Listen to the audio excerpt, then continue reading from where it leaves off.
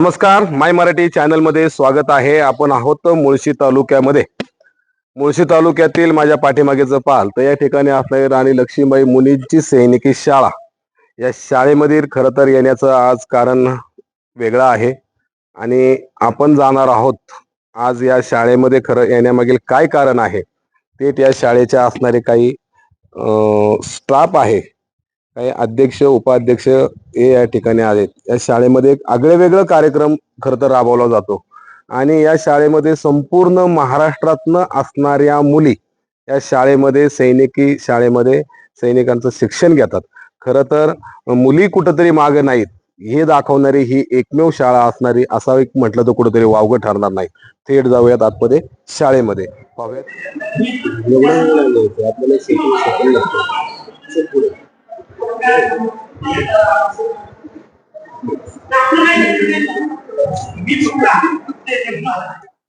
नमस्कार, माय मराठी चॅनल मध्ये स्वागत आहे. आपण आहोत मुळशी तालुक्यातील राणी लक्ष्मीबाई मुलींची सैनिकी शाळा.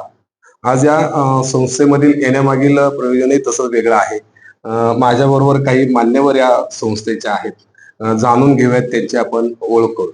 तर तुमची ओळख करून द्या. नमस्कार, डॉक्टर दिलीप शेठ, महाराष्ट्र एज्युकेशन सोसायटीच्या नियामक मंडळाचं सदस्य आहे आणि सावित्रीबाई फुले पुणे विद्यापीठाच्या लोकमान्य टिळक अध्यासनाचा प्रमुख म्हणून मी कार्यरत आहे. सोसायटीची कलावर्धिनी ही जी एक आयाम आहे त्याचं अध्यक्षपद सध्या माझ्याकडे आहे. या माध्यमातून गेले 5 वर्ष रंगवेद म्हणून ही स्पर्धा आयोजित केली जाते. नव्या शैक्षणिक धोरणामध्ये आपल्याकडे जे वेगवेगळे आयाम आहेत कला क्षेत्रामधले त्यांना मुलांना कसं एक्सपोजर देता येईल असा एक प्रयत्न आम्ही करतो आहोत. त्यातलाच हा एक भाग म्हणजे रंगवेद आहे. महाराष्ट्र एज्युकेशन सोसायटीच्या 6 जिल्ह्यांमध्ये ज्या शाळा आहेत त्याच्यामध्ये साधारण 30,000 विद्यार्थी शिकत आहेत. कोणते 6 जिल्हे कोणते कोणते? पुणे आणि परिसर, शिरवळ मध्ये आहे, नवी मुंबई, पनवेल, बारामतीमध्ये ह्या शाळा आहेत. या शाळांमध्ये सासवडमध्ये आहे. इथे जे विद्यार्थी शिकतायत जवळपास 30,000 विद्यार्थी शिकतायत आणि या विद्यार्थ्यांच्याकडनं एक रंग चित्र काढणं असा एक आयाम पुढे करून त्या माध्यमातून दरवर्षी ही मुलं चित्र काढतात. ती चित्र त्यांच्या शाळेमध्ये डिस्प्ले केली जातात. त्या बोर्डवरती ती लावली जातात, मुलं पाहतात आणि अशी निवडत साधारण 350 चित्र आपण निवडतो आणि या चित्रांचं प्रदर्शन एकत्रित आयोजित करतो आणि याच्यामध्ये एक स्पर्धा आपण ठेवतो की ज्याने चांगलं प्रोत्साहन मिळेल. वर्षभर काढलेली चित्र ही वेगवेगळ्या पद्धतीची असतात. याला मुक्त अमुक एक पद्धतीचे चित्र काढा असं नाही. विद्यार्थ्याला त्यावेळेला जे काही वाटतं तसं चित्र तो काढतो. चेतवावा रे चेतविल्याने चेततो. त्या विद्यार्थ्यांमध्ये असलेला स्पार्क याला कसं अधिक फुलवता येईल असा एक प्रयत्न या निमित्ताने आपण त्या 27, 28, 29 या दिवशी हे प्रदर्शन आणि स्पर्धा इथे या शाळेमध्ये राणी लक्ष्मीबाई विद्यालयामध्ये होते आहे आणि त्यातनं प्रत्येक गटामध्ये 4 बक्षिस आपण देतो. 1ली ते 4थी, 5वी ते 7वी, 8वी ते 10वी आणि 11वी 12वी. याच्यामध्ये 1ला, 2रा, 3रा आणि उत्तेजनार्थ अशी बक्षिसं ही दिली जातात. शिक्षकही आपली चित्र तिथे डिस्प्ले करतात आणि या विद्यार्थ्यांनी काढलेल्या चित्रांना आपण जे प्रमुख पाहुणे किंवा वेगवेगळे मंडळी संस्थेमध्ये येत असतात त्यांना बक्षीस म्हणून सुद्धा हे करण्यासाठी विशेष फ्रेम ह्या केलेल्या आहेत. त्याचा उद्देश असा की विद्यार्थ्यांनी सादर केलेली कला हे मान्यवरांपर्यंत पोहोचणं, ज्याला ह्या पद्धतीची आवड आहे त्यापर्यंत नेणं असा एक उद्देश आहे. तसं स्वरवेद आहे, तालवेद आहे. प्रत्येक विद्यार्थ्यांमध्ये काही ना काहीतरी कला आहे, नृत्य आहे, वक्तृत्व कला आहे. तर या सगळ्यांना एक्सपोजर देण्याच्या दृष्टीने हा एक प्रयत्न आहे आणि त्यातला एक भाग, महत्वाचा भाग की जो गेली 5 वर्ष चालू आहे त्यामध्ये या विद्यार्थ्यांना आपण हे एक्सपोजर देतो आहोत.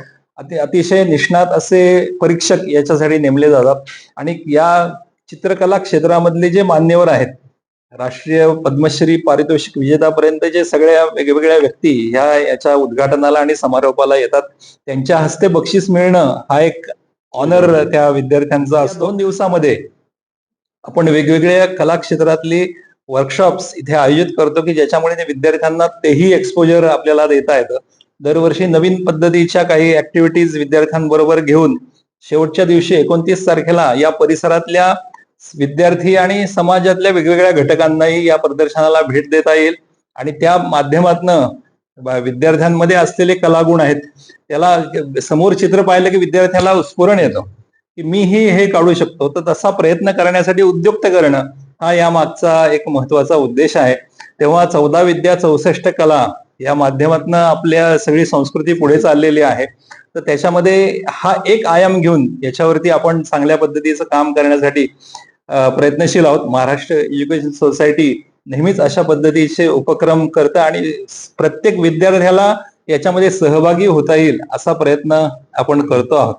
तेव्हा 6 जिल्हे आणि 50,000 विद्यार्थी तुका म्हणे हे येड्या गबळ्याचे काम नव्हे ते पाहिजे जातीचा आणि एवढ्या 50,000 विद्यार्थ्यांमधनं तुम्ही 350 विद्यार्थ्यांचे जे चित्र आहे चित्र ते निवडले कसं शक्य झालं? हे परमेश्वरी कार्य आहे. म्हणजे तो चित्रकार तो हे परमेश्वर असं काही चित्र आपल्या समोर ठेवतो आहे त्याचा एक काहीतरी उतराई होण्यासाठी ज्या विद्यार्थ्याला ती कला दिलेली आहे त्याला ती कागदावर मांडण्याचं कौशल्य त्याची प्रेरणा त्याचे शिक्षक देत असतात आणि ते त्यांनी काढलेलं आज माझ्या मनामध्ये हे चित्र काढावं असं आहे. तर शाळेमध्ये बोर्ड ठेवलेले आहेत कलादालन तर त्या तिथे आर्ट मॉल असं त्याला नाव दिलेलं आहे त्याच्यावर तो डिस्प्ले करतो.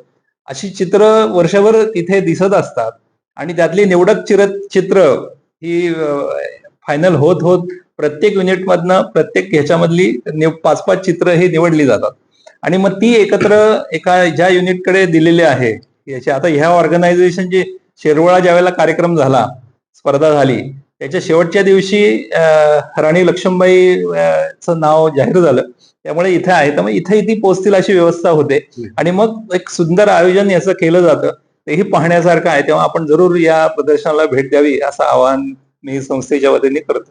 आपण वारकरी संप्रदायामधलं आपण एक स्टेप आहात तिथं मुळशी तालुक्यातील जनतेसाठी मुळशी तालुक्यातील विद्यार्थ्यांसाठी आपल्या संस्थेच्या माध्यमातून काय आव्हान?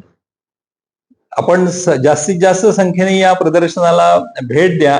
त्याच्यामध्ये विद्यार्थ्यांच्या मनामधला शेवटी चित्र काढतो चित्रकार त्यावेळेला त्याच्या मनामध्ये काहीतरी एक चित्र तयार असतं आणि ते रेखाटण्याचं कौशल्य तो दाखवत असतो. तेव्हा आपल्या प्रत्येक विद्यार्थ्याच्या मध्ये प्रत्येक व्यक्तीमध्ये हे कौशल्य आहे. तेव्हा ते सादर करणं स्वतःला खुलं करणं हे या निमित्ताने साध्य होतं.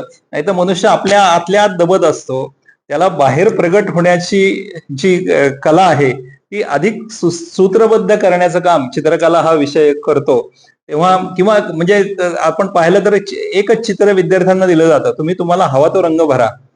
तो कुठला रंग भरतोय त्याच्यातनं आत काय चालू आहे त्याच्या मनामध्ये काय भावना आहे ते त्या चित्रामध्ये दिलेल्या रंगांवरून दिसतं.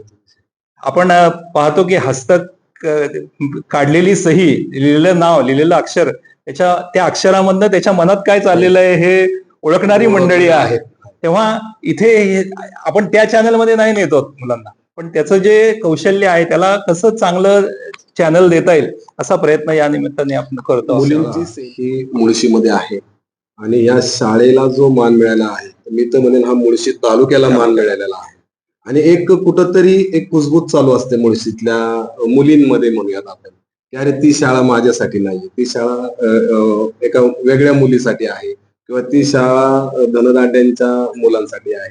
मग अशा मुलींसाठी काय सांगतो? या निमित्ताने हे हर्डलही दूर होईल आणि मी या शाळेमध्ये जाऊ शकते मी हा परफॉर्मन्स करू शकते आणि आज भारताच्या संरक्षण क्षेत्रासाठी मी माझं योगदान कसं ह्या प्लॅटफॉर्मचा वापर करून करू शकते त्याच्यासाठी ह्या विद्यार्थ्यांनी निश्चित प्रयत्नशील राहतील. किंबहुना त्यांनी आणि त्यांच्या पालकांनी जरूर या शाळेमध्ये प्रवेश घ्यावा आणि लष्करी शिक्षण आज जगातल्या अनेक देशांमध्ये कंपल्सरी केलेलं आहे.